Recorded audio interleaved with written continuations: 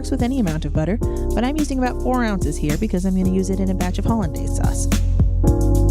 I've got the heat on medium-high. If your butter is very cold, be sure to swirl it around until it melts completely so it will brown evenly.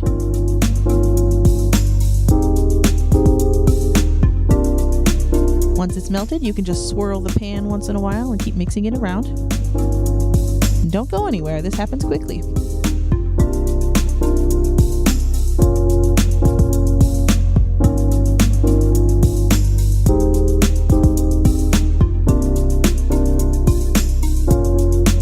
After a minute or so, you'll notice the sizzling get a little quieter and the bubbles start to get a little smaller and more foamy.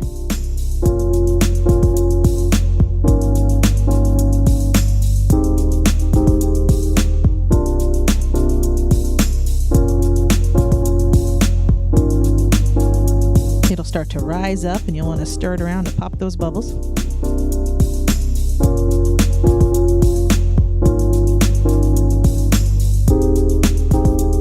Keep stirring until you see these little brown bits start to float to the top of the foam. It's technically brown butter at this point, but you can go a little darker for a deeper flavor.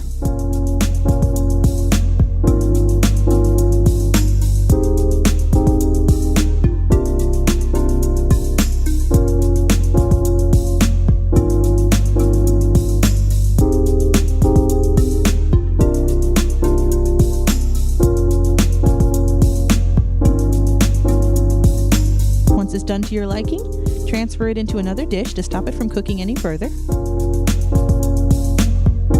Now it's ready to use.